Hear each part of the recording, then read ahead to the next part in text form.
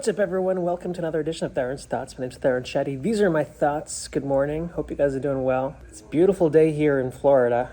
I had a late night last night. I went to Side Splitters Comedy Club. They slotted me on the open mic. Now they slot me, which is good because I performed on their normal shows. So they know who I am, and they're just like, yeah, just come down and do whatever you want, which is nice to have, I guess. But I was inspired yesterday. I don't know how many people know about Mitch Hedberg. Mitch Hedberg was a comedian from, died at least, I don't know when, 10, 15 years ago. Couldn't have been that long. But he was definitely big in the 2000s, that first decade. And he was a great joke writer. This guy was a big Letterman dude. He was on Letterman numerous times, but just very innovative, just his look, his style. And when I was a door guy at this comedy club in New York, he actually came through, and I got to meet him in the stairwell, just like very briefly. I just said hi to him and kept walking, and I was like, oh my God, I met Mitch Hedberg. It was kind of cool. And then he, of course, for comedy fans, he died. I don't know, injecting heroin or something. I don't know what happened. But I also heard he almost lost his leg injecting heroin. I mean, this is I don't want to make another vlog about drugs, but this is a dangerous profession sometimes.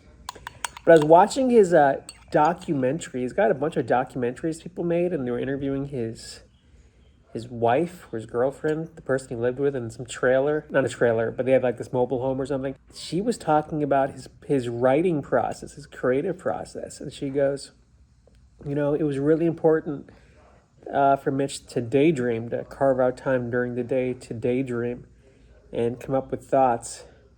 And I don't really talk about my creative process too much, but that's a lot of it. Like, I have to carve out like at least an hour a day where I just sit and I literally sit right here and I just stare into space. But my mind can like rotate through, like, it's like a Rolodex, which I just go through like ideas.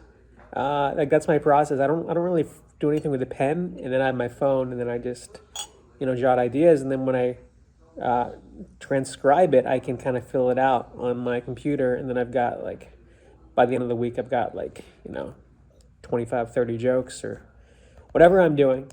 But so that really connected with that yesterday. I was like, man, that's what I do exactly. I mean, I don't do heroin, but our lives, right? I mean, it's not guaranteed. In fact, I was even I read the trades, and this article came up, I'm sure you can find it, and it said, it's got a Tyler Grasham, who was an agent at APA, like died of colon cancer at like 54, they're saying. And I was his assistant for a few months when I worked at APA. And this guy busted his ass every day. And he got caught up with this whole Me Too stuff, and he got fired, and he resurfaced again. But I'm mentioning this because he actually helped get me my job at another agency. Like, I wrote this letter and it said like, Tarun Shetty's the best assistant I've ever had. I just wrote it myself. I was like, Tyler, can you sign this? And he's like, yeah, no problem. And he signed it for me. And then UTA actually called him, and he gave me this glowing recommendation, and they hired me. So he was directly responsible for me getting a job in the business. And man, I was kind of blown away. I was like, man, he was like a healthy guy. And, this cancer shit, man, it just comes at you, and drugs, and like there's so many like just hurtling meteors coming at us at all time, right? Like it's like a video game almost, like just dodging these projectiles, and there's no guarantee that you're going to make it to the final level. Like, what is the final level? It's got me thinking about my own mortality. I don't welcome death, like I said before, but I'll accept it, and I'm here to make, all this shit and this comedy stuff and make people laugh. And like, I was telling my brothers that. I was like, out of the three of us, I think I'm going to go first because like they have families and stuff, but me, like, my will to live is based on like my work. Like, that's really my driving force, which I know sounds insane to some people, but like, that's really it. My mom was my best friend. My dad is also a friend, but like after they go, it's like, man, it's my work's everything. It still is. Like, that drives me, and I don't know. I was just thinking about all this stuff yesterday.